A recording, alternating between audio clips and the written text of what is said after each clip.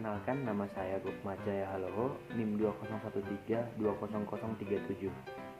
Di video ini saya akan memberikan tanggapan saya terkait permasalahan-permasalahan yang ada di soal psikologi perkembangan peserta didik.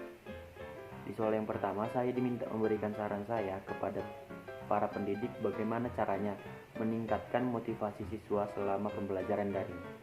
Nah, menurut saya sendiri, hal yang paling terpenting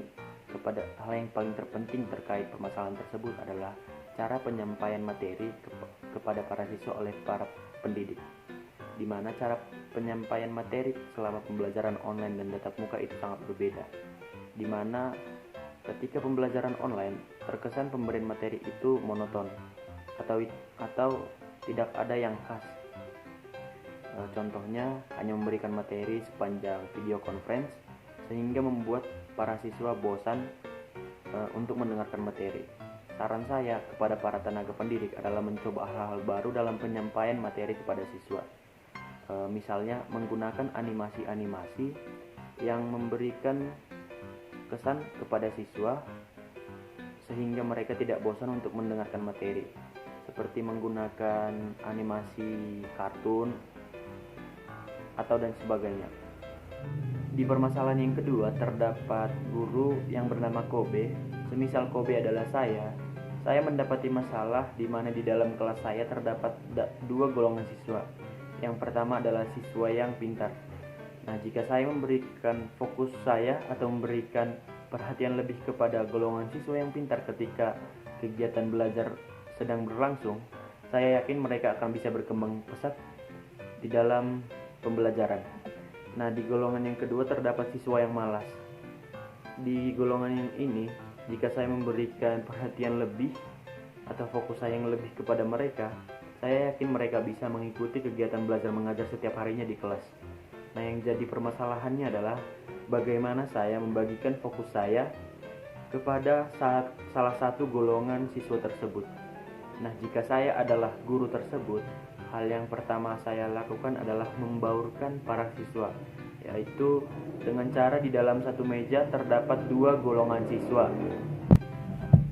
Satu golongan siswa yang pintar dan satu lagi golongan siswa yang malas. Nah, ketika saya menerapkan ini, saya tidak perlu lagi untuk memberikan fokus saya yang lebih kepada salah satu golongan siswa tersebut. Karena pada dasarnya, jika saya memberikan materi dan hanya fokus pada pemberian materi di dalam kelas, pada dasarnya golongan siswa yang pintar akan tetap dapat mengikuti pembelajaran setiap harinya di kelas dengan baik. Nah, yang jadi fokus saya di sini adalah untuk membantu para siswa yang malas untuk meningkatkan motivasi belajar mereka ketika pembelajaran sedang berlangsung di kelas.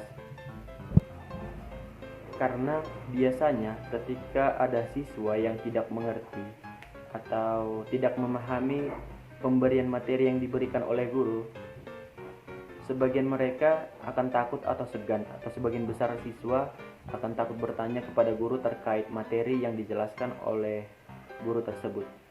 Nah, di dalam hal ini, hal tersebut kemungkinan tidak akan terjadi karena saya sudah membaurkan siswa yang pintar dan siswa yang malas di dalam satu meja. Nah, ketika ada materi yang tidak jelas atau tidak dimengerti oleh mereka, mereka dapat bertanya kepada teman mereka yang pintar, sehingga hal tersebut bisa membantu kegiatan belajar mengajar setiap harinya.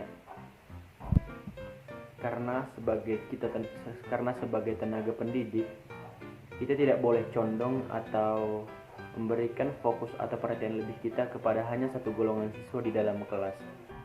Demikian video ini saya buat. Jika ada tutur kata saya yang salah, saya meminta maaf. Atas perhatiannya saya ucapkan terima kasih.